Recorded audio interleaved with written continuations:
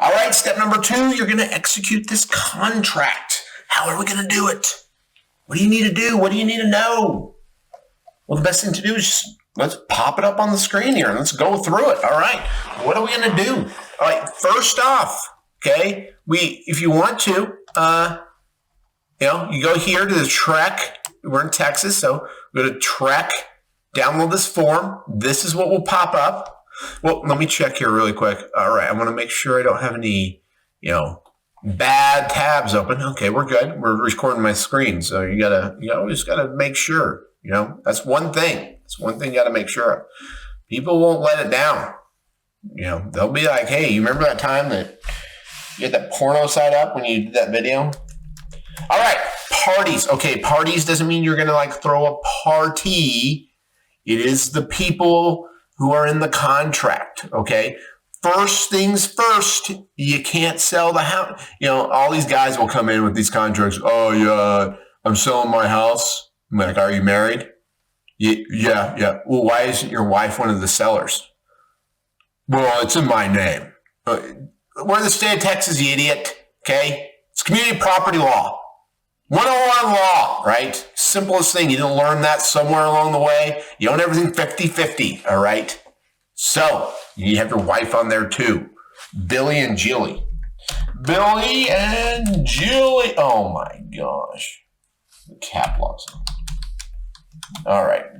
That's two L's. I like 2 L's. All right. And the beast. Oh, not cap. It just bugs me when stuff like that, but I'm just going to let it be. All right, now this is a really hard one. Who is the seller and who is the buyer? Make sure you really think that one through. Okay, seller is probably the one selling the house. Buyer is one buying the house. If you thought that way, you got the answer correct. All right, property, that's what you're selling. All right, you got to get the deed. Oh my gosh, I just used a big word. What's a deed? You feel a little out. Maybe you should get a real estate agent. Oh, I forgot. I wasn't supposed to try to encourage you to do that. All right. That is the document that transfers the property. You can find it by just going to the property records and you can find this information. You can also go to the tax records and it will show you the lot and block of where your property is. Also, the addition, okay? It'll be a place, right? Usually it's if you're in Stonebridge, you'll say Stonebridge. City you live in, like McKinney, Collin, and then known as, you put the address right here, okay? That's what you put right there. All right, exclusions, you probably aren't going to be excluding anything from selling this property, but if you are, you want to write them in, okay? I can't think of anything off the top of my head. Cash portion of the sales price, okay? What are you expecting them to bring at closing? You need to talk to the buyer about this. You can put 5% down, 20% down, okay? Then you got to do some math. Probably the first time since high school that you've had to figure out, oh my gosh, how do I figure out 20%? Just Google it. It'll tell you how to do it. Okay. What is the financing? Okay. How are you going to finance this? Third-party financing, loan assumption. You're not going to pick that one. Trust me. And if you are, you should be using an agent or an attorney to help you. Seller financing addendum. Okay. Is the seller going to be financing this? Probably this one. I'm going to guess it's going to be that one. Mortgage companies are one of the most likely going to be doing this. Now, see here, we're going to add, sorry, some of A and B. I feel like I'm going to have a little cough. I had COVID like a week ago. Cough keeps coming back. You're going to live, Taylor. You can make it through this. Okay, sales price. Okay, we're going to add these A and B up, and then we're going to get this number. Okay, make sure this number is the biggest number. If this number is smaller than one of these two numbers, that's a problem. Might really want to get an agent to help you. Leases. Are there leases to the property? Are you leasing out your house? Is this a rental property? Fixtures to lease. Did some hunkin' dude come by one day, looking really good in his tight jeans and stuff, and you're like, "Hey, mister, how you doing?" And he goes, "You want to put some solar panels on your house?" And you were like, "Do you put them up?" and then he put them up there, and then they made you sign some financing, and you're paying on that. Well, you got to disclose that, all right? That goes with the property. Those are fixtures. Fixtures are things that are fixed to the property. Like how that word is in there, F-I-X, fix, fixtures. Fixtures attached to the property. You did it, okay? Natural resources lease, don't worry, you're poor. You don't have those, okay? We don't even need to worry about it. We just move on. You're going to be initialing here in the seller spot. Please do, and please enter the address at the top of each page. Now, I do like taking time out of my life to help other people. Not really, but I do it sometimes. But it's really never, almost never out of charity. I am doing this because I want you to use me as your escrow officer. I want you to put my name in here. Now, if you don't put my name in here, I want you to know something. Me and Jesus are like this. We are good buddies, okay? And when I die, I'm going to be honest, I'm going to have a little talking to Jesus that you didn't put my name in here, all right? Now, ultimately, I'm going to be like, let him in because I want everyone to get in. I'm one of those guys. I don't care. Think of the worst people you know. I'm going to be the guy that's going to be like, just let him in. The reason I'm this way is once again, I'm not charitable, but I have to be honest with myself. You know, I'm probably not making it in. So I better be pretty open to other people getting in. So I will probably let you in, but I'm going to be like talking some crap behind your back. Oh, that's the guy that watched all my videos and didn't use me. What an a-hole. All right, down here, you need to put my address. Oh, let me zoom in on this. Make it nice and easy for you. See, Taylor Willingham, WG title. There's my address, okay? All right. And then the earnest money. Okay, you really need to think about this. What is the earnest money? Okay, so the earnest money is that money that you want to get when that buyer does something stupid and can't close. You know, they go and they get all this money and they're like, oh my gosh, we could buy a Tesla with this. You know, oh, we have so much money. We cleared up our credit for this. Let's go get a Tesla. And so they run down the day before and buy a Tesla. And then you come to closing and find out they can't close. Well, you're going to want some money for that, for their stupidity. That's what you want to ask for the earnest money. And then since it's a seller's market, ask for a good amount. Don't make this easy on them, all right? They don't deserve to have this easy on them. They're making a big decision. You doing them a favor if they're that stupid, all right? They shouldn't be buying houses. Okay, option fee, all right? Put your option fee in here, all right? Now, option fee. So earnest money is you get to closing, they can't close. Option fee is, hey, we would like to buy your house, but we don't know if you killed a prostitute in it yet. And so we need to find out some stuff, okay? And you're like, well, I'm kind of a weird dude. So why don't you give me like $300 and I'll give you 20 days to figure out if this is what you want to do or whatever. I don't know what you want to do. All right. Once again, we need to know who's going to be delivering this. Usually the buyer is the one that's going to be delivering the earnest money. They're usually not going to give it to you to deliver for them. Maybe they're being, generous or something that they want you to do this work for them. How many days do you expect it? Like, okay, we're going to sign this contract. The next day you're going to deliver this earnest money. Okay. That kind of stuff. Termination option. Okay. Well, how long is that option period? 20 days, 30 days? The more days, the more money, right? That's what I always say. Title policy. Okay. It's going to be issued by, you're going to type in here, WG title, right? Remember, we're not being charitable here. We're using Taylor's time watching this video. He took time to make this video, so I'm going to put him in there and let his title company do this. Maybe I'm far away from you. You're somewhere else in the state of Texas. Don't worry about that. It's not a problem. I'll FedEx things to you. I'll get the stuff. I'll send out a notary to sign you up.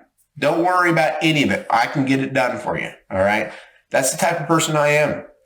What I'll do for money. There's a lot of things I'll do for money. Pretty much anything if it's large enough. All right. Seller shall furnish to buyer at, who's going to pay for the title policy? Usually it is the seller. It's usually how we do it in the state of Texas. Just how it is. However, it's a seller's market. You can decide what you want. You don't have to do that. Okay. This part right here under 8, I had a whole CLE. I prepared it, put it all together, invited all these real estate agents to come in. One came because they really don't care about the stuff. They apparently just didn't think it was important to know shortage of area. What does it mean? For you, just don't worry about it. The buyer's going to pay for it, and you just put it that way. Okay? Put the address in right here. Alrighty. Now we're down to the survey. Okay? If you have the survey, it'd be kind of nice if you just gave it to the buyer. But if you don't have one, well, who's going to pay for it? Someone has to pay for a survey to be made.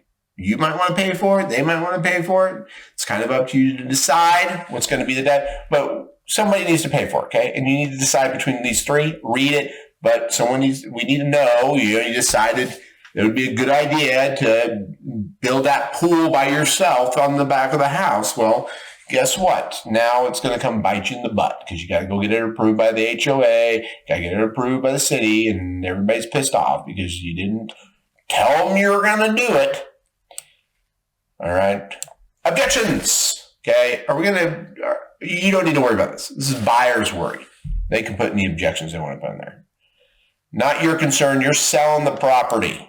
You just want to get rid of this thing. Okay. Address, put it back in there at the top. Okay. This is very important. You are required by law to disclose everything you know that's wrong with the house. Don't lie on this because I might get a call one day and someone you sold the property to will be like, hey, you didn't disclose it. I'm going to sue you. Okay? Get some money out of you. Teach you a lesson. It's like, it's what you get. It's what you deserve. All right. And, this is my advice. It's just type in Texas seller disclosure. It's going to pull up first thing on Google. Print that off. It's just checking boxes. You can go through what you know, what you don't know, add in the little things that you know that, you killed the prostitute in the house and you want to put that in. And, there might be a bunch of rats that ate the body and they all died in the back. And, you might want to disclose all that. And that's one of another reasons why you want to use me as your escrow officer is I know people's secrets. I'm an attorney. I like to keep things secret. We're both in the same way. I want people to keep my secrets. I'll keep your secrets. Buyer has received notice. So we want to fill that out. And every single time you enter a contract with someone, you give it to them when you give them the contract. Okay? Once again, you got to initial every page. You got to put the address at the top. I know it's a burden. It's such a burden. You do not. You don't want the buyer coming back while you're sipping your good old whatever you're going to be sipping at Choctaw when you're sitting at the poker table, and then all of a sudden someone taps you on the shoulder and says, sir, this is, I'm serving you with this lawsuit. You don't want that. You don't want to worry about that. So you're selling this property as is. It's their problem. They deal with anything. They want new cabinets. They can put in new cabinets. You're not going to worry about that. Are you going to give them money for their residential service contracts? No, that's their business. They want it, they can get it. Okay. The closing of the sale will be on when? When are we going to do this? All right. It's talk. We need to know. We got things to do because we're doing most of the work. A lot of people like to think things like, oh, title companies don't do anything. Title insurance is such a waste of money. Well, guess what? You know that when you buy title insurance, only 15% is really going to the insurance. The rest of it is to do all the other work because all the other crap that's on your property. It's putting all the paperwork together. It's making sure that you actually get real funds and make sure that people don't run off with your money, okay? There's a lot of other things. We got to make sure that the taxes are proportioned correctly. The HOA fees are paid. We have to do all that stuff that no one wants to do. That's what it's going to pay for. Goodness gracious, stop complaining, people. If it was such a great job, more people would want to do this. You see, I can't even get anybody to do this job. No one wants to. It's like, I'll hire you. And they're like, no, I don't want to do that. And then they're like, but I don't want to pay for it either. It's like, well, gosh dang it, people, come on. Okay, special provisions. I have an attorney put this in if you're going to add things to it. I'm not going to waste my time trying to tell you what to do.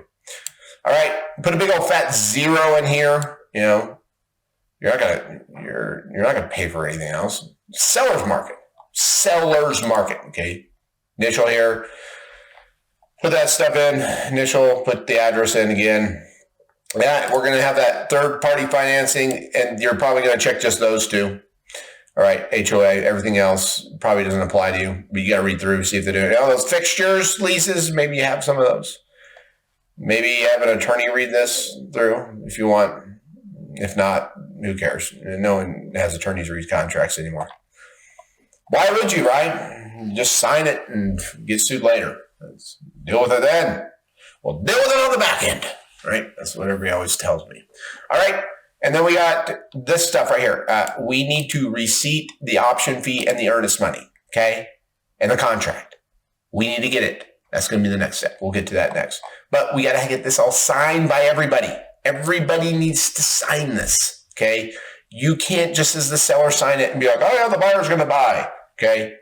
It doesn't work that way, right? You have to have everybody that owns the property and is going to be buying the property sign the contract. And then put the effective date when you guys actually signed. That's it. There you go. Just went through the whole contract with you. It's really hard, wasn't it?